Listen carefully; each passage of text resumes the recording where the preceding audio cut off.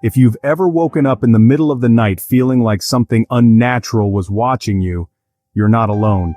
But what happened to Lila in the heart of Salem, Massachusetts? This one will crawl under your skin and stay there.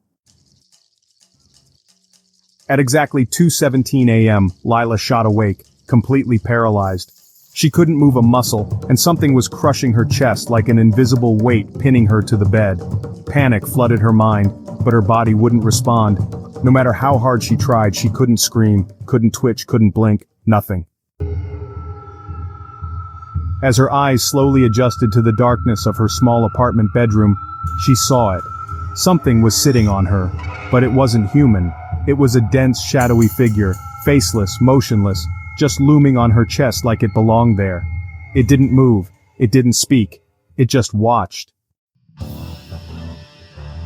And worse, her boyfriend Micah was sleeping inches away, completely unaware. Lila tried to scream his name, tried to even think loud enough to wake him up, but the weight held her down like a stone, and the fear? That was a whole different kind of prison. But this wasn't the last time Lila would meet the darkness, not even close. Lila's mouth was open, but not a sound came out. It was like her voice had been stolen. She was frozen in place, her chest still crushed under that invisible weight, and in her mind one horrifying thought kept repeating, "This is how I die." The minutes dragged on like hours. The shape on her chest didn't move, didn't breathe, it just was. Then, the faintest hint of sunlight slipped through the blinds. In an instant, the pressure vanished. Whatever had been there, whatever had claimed her in the dark, was suddenly gone. Lila bolted upright, gasping like someone who just surfaced from deep underwater. The violent motion finally stirred Micah awake. Dazed and annoyed, he mumbled, "Lila, relax, it was a bad dream, you probably just imagined it, come back to bed." But Lila knew what she felt. She could still feel it, like an echo of dread clinging to her skin. And worse, this wasn't the first thing that had seemed off in their new place. They had only moved into the little brownstone apartment in the historic district of Salem 2 weeks earlier. It came partially furnished, and from day one, weird things kept happening. At first it was small. She'd head into the kitchen for a glass of water and find every cabinet door wide open. She tried telling herself maybe she left them that way, but every cabinet, even the oven? Then, there was their pit bull, Nova, sweet, mellow Nova. One day she was lounging peacefully in the living room when suddenly she leapt up like she'd been stung and tore off toward the bathroom, growling like something was in there with her. But when Lila ran in to check, nothing, no one, just the bathroom light on, even though neither of them had been in there for hours. Then came the radio. There was this old dusty CD player radio combo that had been left behind by the last tenants, one of those bulky late 90s models with a dial to switch between stations. Lila would play country music while she cleaned, but out of nowhere the station would flip to Justin Bieber's Baby. She hated that song. At first she thought maybe the dial was loose, but it happened again, and again, always that same song. No matter how many times she switched it back, 5 minutes later, baby, baby, baby, oh. Jokingly, she told Micah, "I think our ghost is a believer." But the humor faded fast. One afternoon, Nova started growling at the kitchen door. When Lila walked in, every cabinet was open. The oven too. It was like someone had exploded out of them. She stood there frozen, heart thudding, realizing this was not her forgetting. This was something else. Weeks passed. The bizarre activity didn't stop. So when the landlord came by to collect the rent, Lila pounced.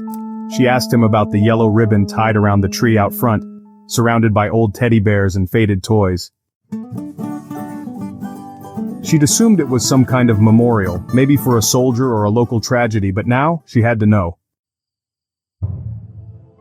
The landlord's face darkened. He told her that just a year earlier, the family who lived there had a 12-year-old son named Elijah, a prodigy. He had just signed a record deal, and they threw a backyard party to celebrate. But during the celebration, someone from across the street, nobody knows why, fired a gun. Elijah was hit. He died beneath that very tree.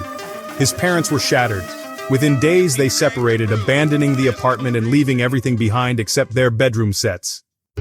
And now, that shadow, that song, it all made a dark, painful kind of sense. Everything in the apartment, the furniture, the weird decorations, that ancient CD player, had once belonged to Elijah, the boy who died. Suddenly it all clicked for Lila. The Bieber song? Of course, a 12-year-old boy in 2013 would have been obsessed with it. The cabinets, the lights, the dog freaking out, maybe Elijah was trying to get someone to notice him, to remember him. Maybe he was never trying to hurt her at all. Later that night, Lila shared the story with Micah, the memorial, the ghost theory, the landlord's heartbreaking confession. Lila, stop. Ghosts aren't real. You sound ridiculous. And just like that, the wall between them grew higher. Still, the strange events didn't stop. If anything, they got worse. The radio, the cabinets, Nova's growling, it all intensified. And now, Lila was starting to have nightmares. Every night, the same terrifying dream. She was running through a massive, unfamiliar house, chased by something she couldn't see. Then she'd wake up, paralyzed, gasping, with that black mass sitting on her chest like a demon that followed her between worlds. Desperate for relief, Lila began researching lucid dreaming, trying to find a way to take control. And one night, it worked. Instead of running, Lila stopped mid-dream, spun around and chased the entity that had haunted her night after night. She followed it into a cavernous kitchen and grabbed a butcher knife from the counter. Show me your face! The entity turned slowly, its form flickering like a bad signal. Its face kept shifting. Her mother, her boss, her childhood best friend. Familiar faces, but all of them wore the same twisted, fanged grin. And then, in a deep, mocking voice, it hissed. Is this really what you want? You have no idea who I really am. She always woke up right after that. Paralyzed, gasping, and with the shadow on her chest. The toll on her mental health was unbearable. Her relationship with Micah deteriorated fast. The tension in the apartment was suffocating. Constant arguing, distance, cold silences. Eventually, they made the only choice that made sense. They moved out. And just like that, it all stopped. No more cabinets swinging open. No more eerie music changes. No more growling dog. And no more shadowy figure pinning her down at night. Life, finally, started to feel normal again.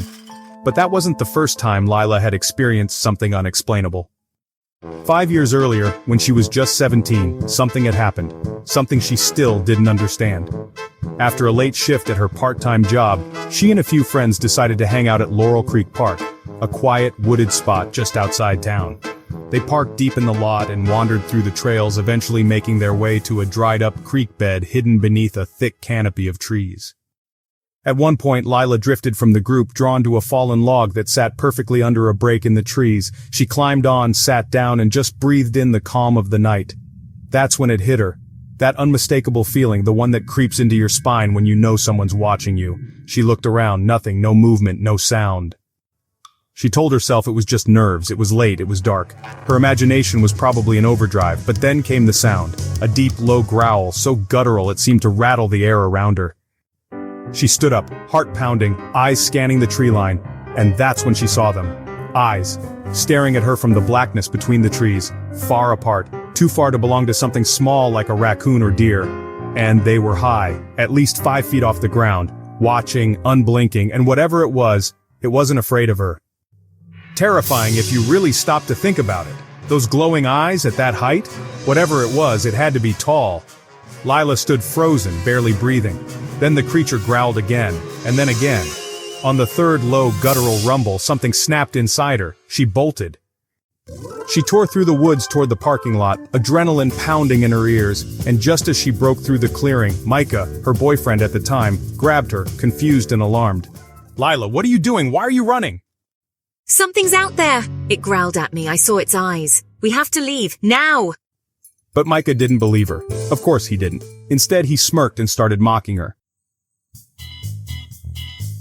Ooh, Lila saw a monster, he teased. You're such a scaredy cat. Micah was tall, 6'5", lean but muscular, and his friend Ray was the opposite. Shorter, maybe 5'10", but easily over 300 pounds. Big, soft, and not exactly athletic. The two were goofing off together, still joking around. And then, it happened. Ray's expression went completely blank. Without a word, he reached out and grabbed Micah by the throat and lifted him clear off the ground, 6 inches in the air. And this was no prank. Ray wasn't strong enough to pull something like that off, but there he was, holding Micah like he weighed nothing, and his eyes, empty, like something had turned them off.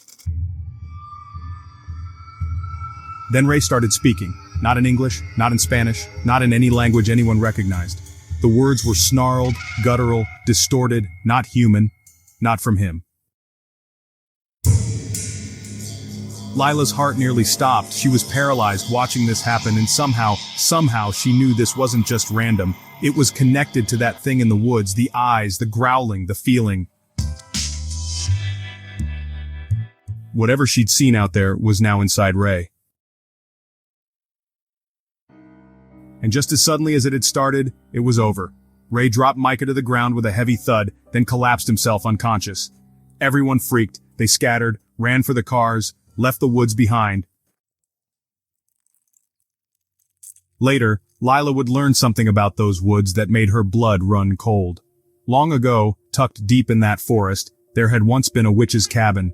The town even had a replica built in the park, part of their little folklore display.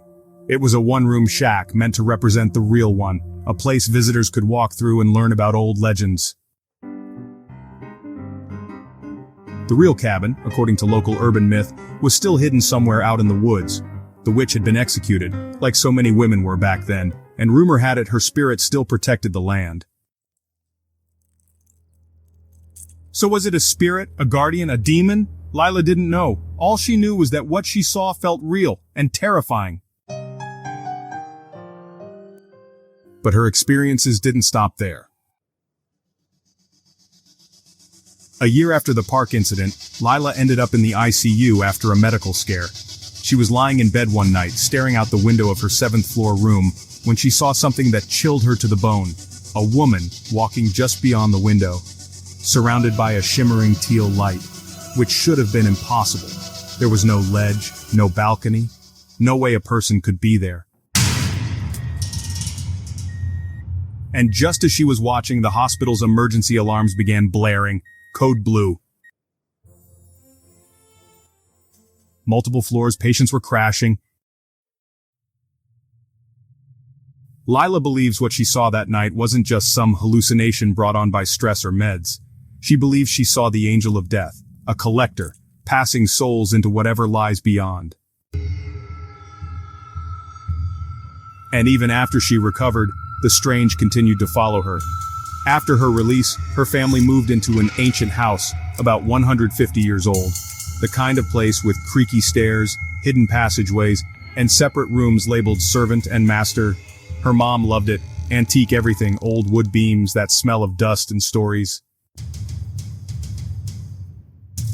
But almost immediately, Lila knew something was off. For one thing, the planchette, the small wooden pointer from her mom's vintage Ouija board, kept showing up in different places. On the kitchen table, in the bathroom sink, balanced on top of her bookshelf. No one touched it, no one even used the board. But the planchette, it moved. The planchette, the little pointer from her mom's collectible wooden Ouija board, started showing up in places it had no business being. At first, they found it on the floor next to the built-in cabinets where the board was usually displayed. Easy to blame the cats, right? But then it started turning up in much stranger spots. Once, it was on the living room coffee table. Another time, it was inside an old milk churn in the dining room, something closed and way too heavy for a cat to mess with. That's when things started getting unsettling. They noticed their black cat, Salem, was constantly getting trapped in the linen closet. Strange, but maybe just an accident. Then Max, their black and white male cat, started ending up locked in the attic. Now that was harder to explain away. Because to even get to the attic, Max would have had to get through 2 separate closed doors. And that attic? It wasn't insulated. They kept it sealed off for a reason. So how was a cat ending up in a space no one was even using? At first, these incidents were weird and annoying, but they could still kind of laugh them off. Until things escalated. Suddenly, doors began slamming on their own. They'd hear stomping, like someone wearing heavy boots, moving through the house day and night. Cora, often home alone, would call her mom at work, asking if she had come home and left again without saying anything. Mom, did you come home and leave again without saying anything? Eventually her mom told her, Stop calling unless it's something serious. but things really went off the rails between 3 a.m. and 5 a.m. every single night. They'd hear something being dragged across the attic floor, heavy boots stomping above their heads. Then, racing footsteps down the attic stairs, the sound of the oak door slamming open and smashing into the wall. What the hell are you doing up there?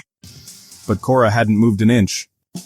She finally moved out at 20, didn't step foot in the house for a year, but when she came back to pet sit one weekend while her mom was out of town, the activity picked right back up, exactly the same as before.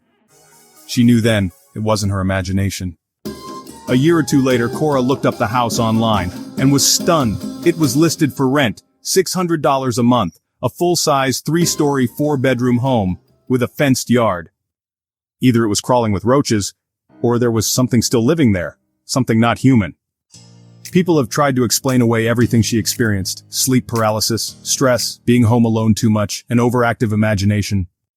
But Cora knows what she lived through. She believes she encountered 3 different paranormal entities: a supernatural guardian or hellhound in the woods, a classic haunting in her childhood home, and something darker, maybe demonic, in her old apartment.